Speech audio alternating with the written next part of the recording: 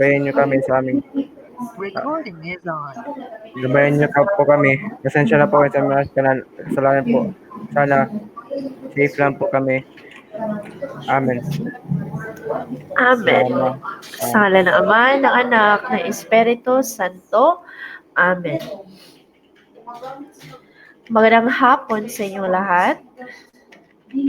Magandang hapon, Miss. Miss. Okay, magandang hapon. So, kahapon, Pia, wala ka, Pia. Bakit wala ka kahapon, Pia? Saan ka nang galing? Opo, Miss. Wala ako kahapon, Miss. Oh, bakit wala ka kahapon, Pia? May lakad kami, Miss. Alam mo ba, Pia, na hanggang 3 absent lang? Hindi, Miss. Hanggang 3 absent lang at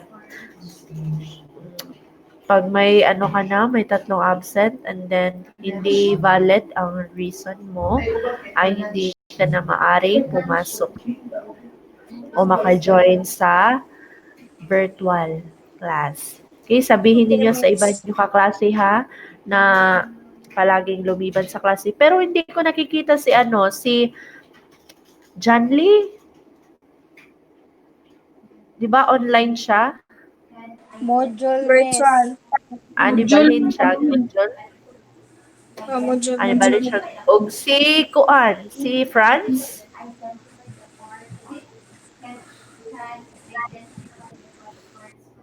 Sige. So, kahapon ang ating tinatalakay ay tungkol sa iba't ibang kayarian ng salita. Okay. Iba't ibang kayarian ng salita. So, kahapon tinatalakay natin ang 4 na kayarian ng salita. Magbigay ka ng isa, Rochelle.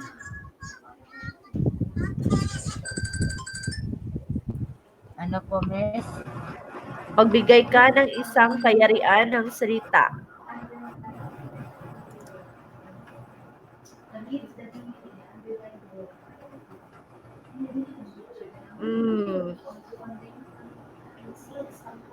Ano, Miss? Payak. Okay, payak. Ilanan, magbigay ka ng isa. May lapi, Miss. Okay, may lapi. Magbigay ka ng isa, Reynold.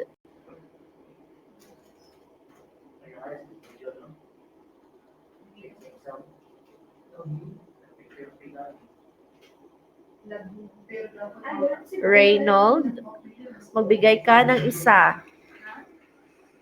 Kayarian ng salita.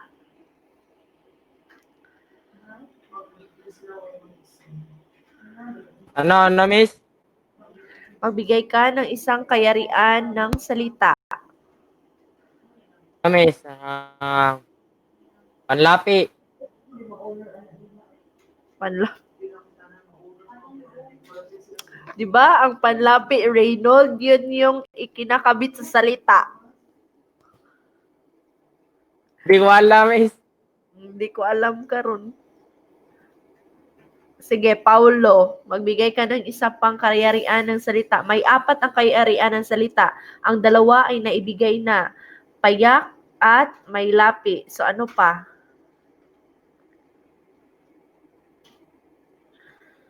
Ano pa, Paulo? Sorry.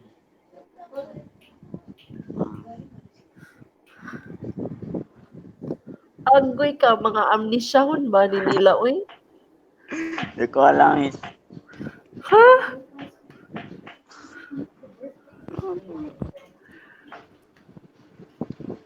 Agoy, bantay lang yun mo na ako ba? Yes, dakulan. Inuulit, Miss. At okay, inuulit. At Paula? Tambalan. Ay, char. Tambalan, Miss. Okay, tambalan. Ibutang sa huna-huna ang 4 na kayarian ng salita. First, payak. Second, may lapi. Pangatlo, inuulit. Pang-apat, tambalan. Sige. Ano ang payak, bi? Ato ni balikon, bi, kay murag na amnesia man. Yes, Andrew.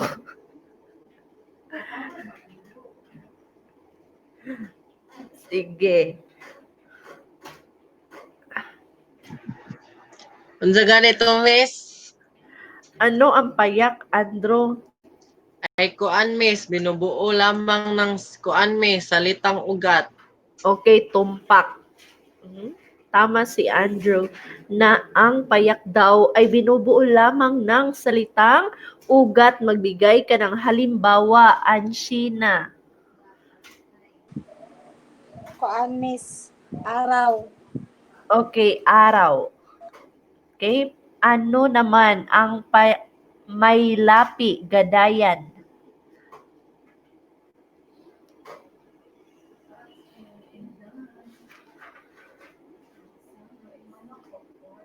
Yes, gadayan. Ano ang may lapi?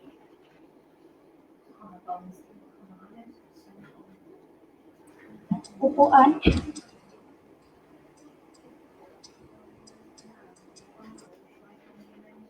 Ano ang may lapi?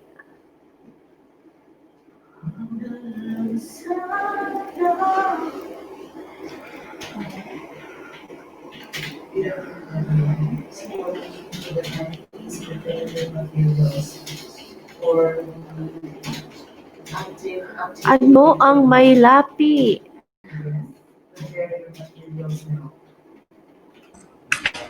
Example, Ito ay ang kahulugan ng may lapi. Ito ay binubuo ng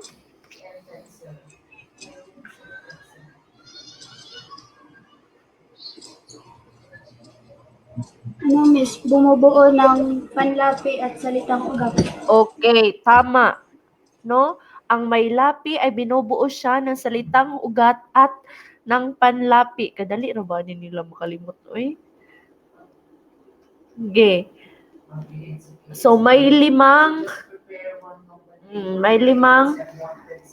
paraan sa paglalapi. So ano ang limang paraan sa paglalapi, Ethan? Iba't ibang miss, may lapi po. Unlapi po. Sige, unlapi. Ano pa? Itlapi po. Gitlapi, Hulapi. hulapi, Laguhan. laguhan, and before sa laguhan. The front, may sa unahan and sa hulihan. Anong tawag nun? Kabilaan po. Okay, magkabilaan. So, ang limang paraan ng paglalapi ay unlapi, gitlapi, hulapi, magkabilaan, at laguhan. So, yan ang limang paraan ng paglalapi. Okay. Ang pangatlo ay ang inuulit. Okay? Ano naman ang inuulit, Swen?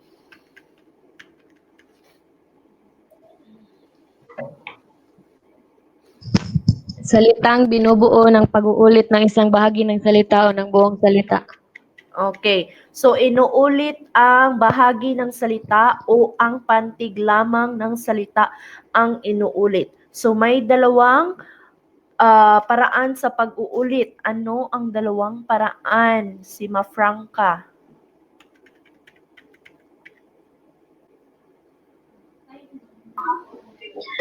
Malatambalan at tambalang ganap.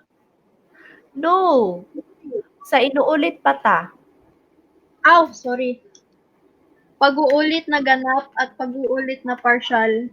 Okay, pag-uulit na ganap at ang pag-uulit na partial. Kapag sinasabi natin pag-uulit na ganap, ano yon? Paulo?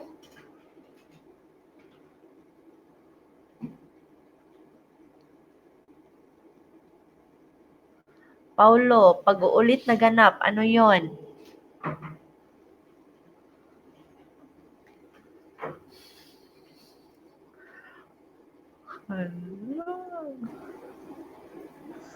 Miss, Sige, pag-uulit na ganap, ano yon?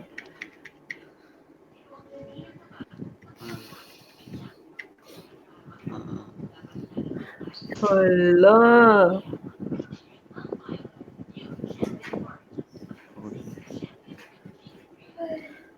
Mhm.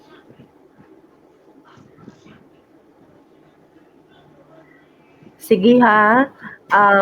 Ibigay mo ang kahulugan, Kanoy, and then si Paulo ang magbibigay ng halimbawa. So ano ang pag-uulit na ganap? Ang pag-uulit na ganap ay inuulit ang buong salitang ugat, Miss. Okay, inuulit daw ang buong salita, Paulo. So magbigay ka ng halimbawa.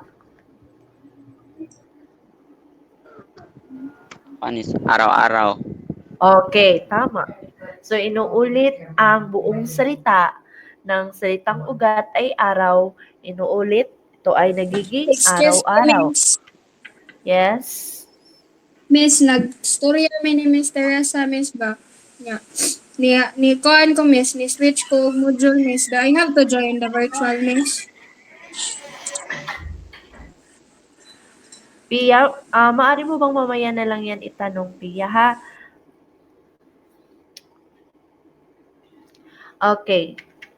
So, ang pag-uulit na ganap. Ano naman ang pag-uulit na ganap? Lodovica. Andyan ka ba, Lodovica? Nakikinig ka ba? Wala si Lodovica. Sino si Trace?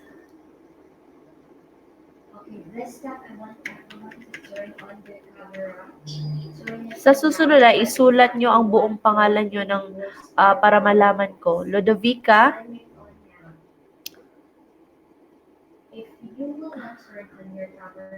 Yes. Miss.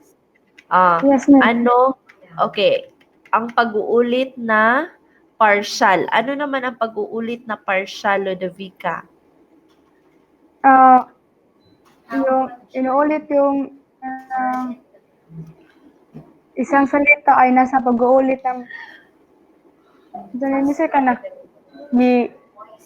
gibalik ra ang kuan mismo ang kanang murag usa ra ka word gibalik sa usa kanang sa word kanang usa ka letter gibalik ra mismo. Pantig o ang bahagi lamang ng salita. So, ang isang pantig, di ba kapag sinasabi natin pantig, that is syllables in English. So, inuulit ang isang pantig o bahagi lamang ng salita, that is pag-uulit na partial. So, magbigay ka nga ng halimbawa, Philip, ng pag-uulit na partial. Kabila-kabilaan. Pag-uulit na partial? Pag-uulit na partial, miss. Saan siya, miss? Saan na siya? Paulit na partial. Inuulit ang isang pantig o bahagi lamang ng salita. Inuulit ng sa miss. Naguna sa ko, miss. Kalimut mong ko ani, miss.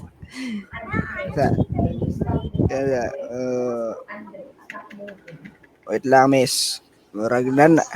Ayan, nako idea, miss. Inuulit lamang ang bahagi ng salita. Inuulit lang ang bahagi ng salita, miss. O ang isang pantig. Partial. Wait lang, miss. Miss.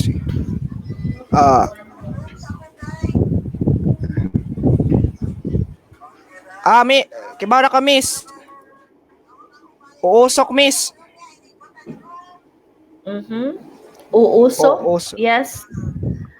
Inuulit ang usok.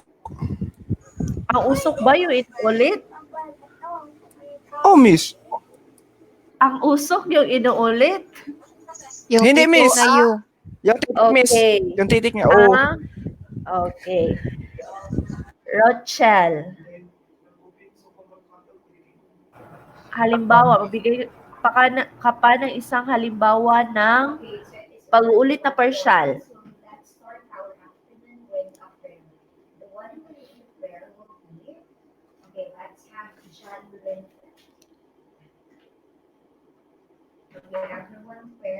Rochelle. Ano po ako, Miss, nag-iisip. Isip. Bali-balita. Okay, bali-balita, sasayaw, tatakbo. So yan ay mga halimbawa ng partial.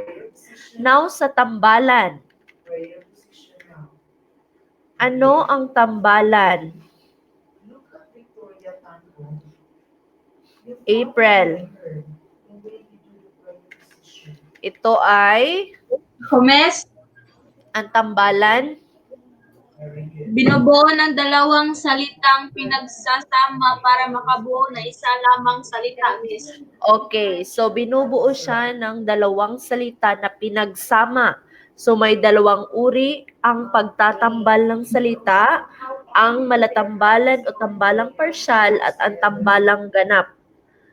So kapag sinasabi natin tambalang partial, yan ay pinagtambal na dalawang salita, ngunit hindi nananatili ang kanyang kahulugan.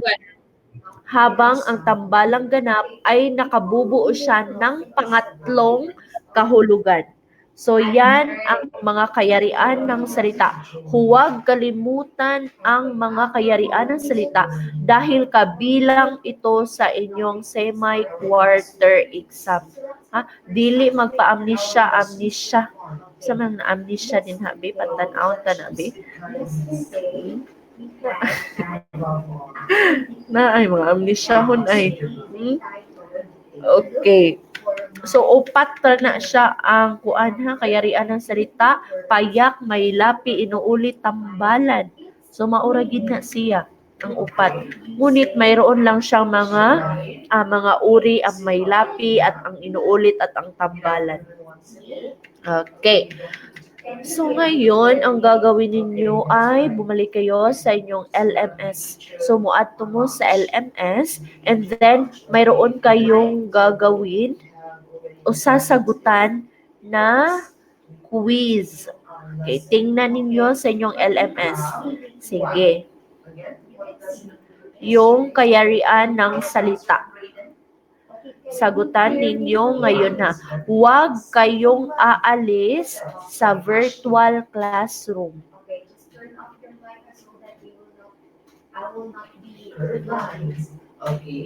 Miss, ngayon mismo, Miss? O ngayon, sagutan ang pasulit sa Filipino na nasa inyong LMS.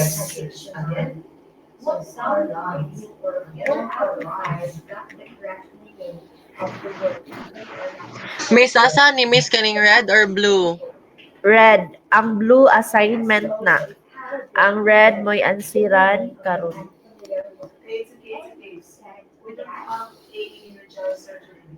Ang gawain ninyo ang gawaing bahay ay maaari nyo yang isumiti o isubmit sa darating na Sabado.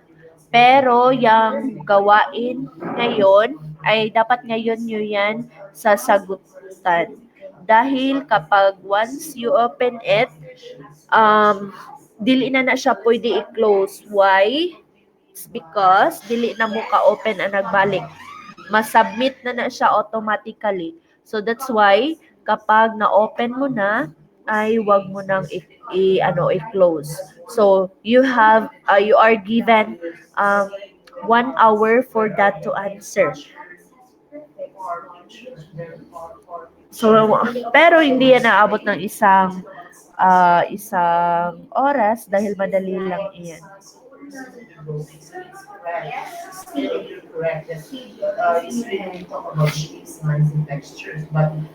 Yes, we never see the studies about stars.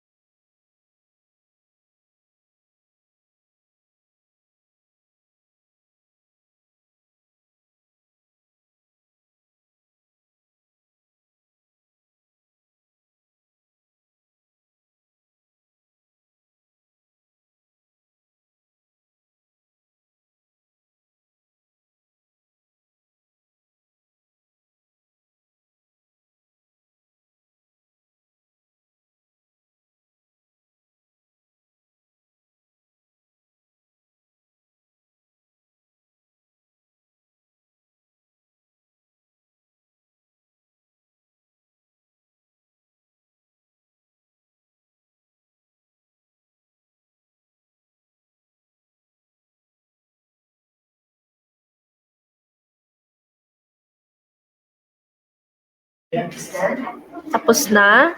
How you going to talk? Okay, draw and color. Wala Okay. pa, miss.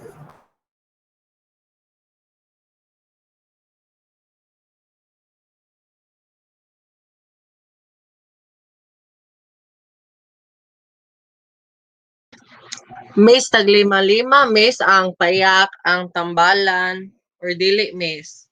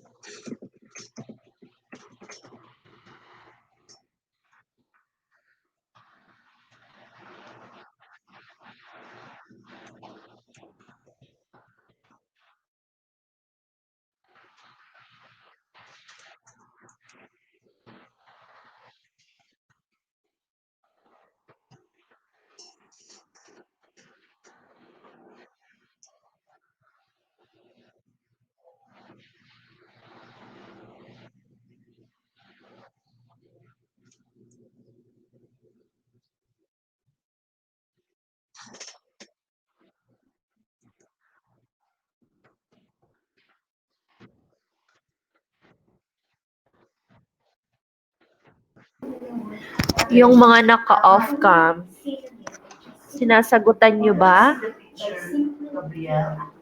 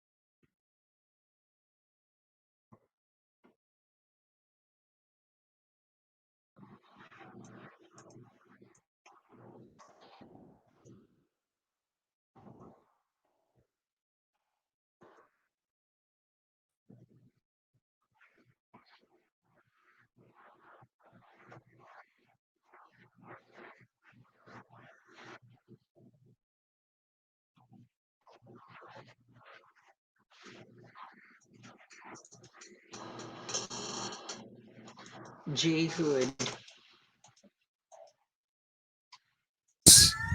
Miss. Papadas, miss. Ano? Ang zero ni tanan, miss, na sa kaning nasa kaning payak may lapi salitang inuulit tambalang salita, miss.